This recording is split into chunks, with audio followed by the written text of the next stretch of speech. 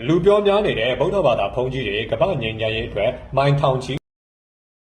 လမ်းဆောင်နေကြတာအမေရိကန်နိုင်ငံဖို့ဝေါ်မြို့ကနေမြို့တော်ဝါရှင်တန် DC အထိမိုင်2300ကျော်ကိုတချို့တန်ကာတွေကဖနက်တော်မပါဘဲနဲ့ကြမ်းတမ်းလာတဲ့အမေရိကန်ရာသူဥထုရဲ့တန်ကိုကြက်ကြက်ခံပြီးတော့လမ်းဆောင်နေကြတာအခုလက်ရှိအမေရိကန်နိုင်ငံမှာအပူချိန်ကအနှုတ်ထိကိုရောက်နေတာရေတောင်ခဲနေတဲ့အခြေအနေပေါ့နော်အဲ့ဒီအခြေအနေမှာဖနက်တော်မပါဘဲနဲ့လမ်းဆောင်နေကြတာနိုင်ငံပေါင်းစုံကဘုန်းကြီးတွေပါတယ်နော်မြန်မာနိုင်ငံလည်းပါတယ်ထိုင်းနိုင်ငံလည်းပါတယ်ဗီယက်နမ်နိုင်ငံလည်းပါတယ်အိန္ဒိယနိုင်ငံကဘုန်းကြီးတွေလည်းပါတယ်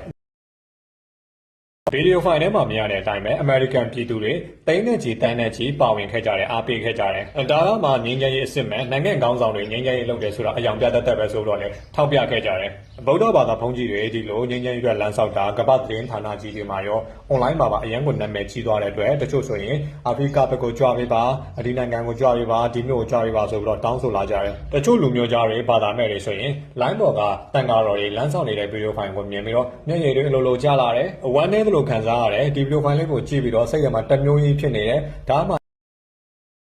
အေဂျင့်မှုအစ်စ်မှန်ဆိုတော့ comment တွေအများစုပေးကြတယ်တချို့တွေဆိုလို့ရှိရင်အေဂျင့်မှုတွေရလို့ဗုဒ္ဓဘာသာကိုဘယ်လိုကူးပြောင်းရမလဲဆိုပြီးတော့မေးကြတာတွေတောင်ရှိတယ်နော်တချို့ဆိုရင်လည်းအမေရိကန်ရာသူဥထုကအရန်ကိုအေးတယ်သူတို့တွေကိုအကာအကွယ်အဆောက်အအုံတွေပေးကြပါအစာရေးစားတွေပေးကြပါစသဖြင့်ပေါ့နော်တိုက်တွန်းကြတယ်စိတ်မကောင်းစွာနဲ့ပဲဒီစီစဉ်မှာပါဝင်နေတဲ့တန်ဃာတော်တစ်ပါးဟာလမ်းဆောင်နေတော့မှနောက်ကနေကားဝင်တိုက်ပြီလို့ခြေထောက်နှစ်ဖက်လုံးဆုံသွားတယ်အဲ့ဒီအကြောင်း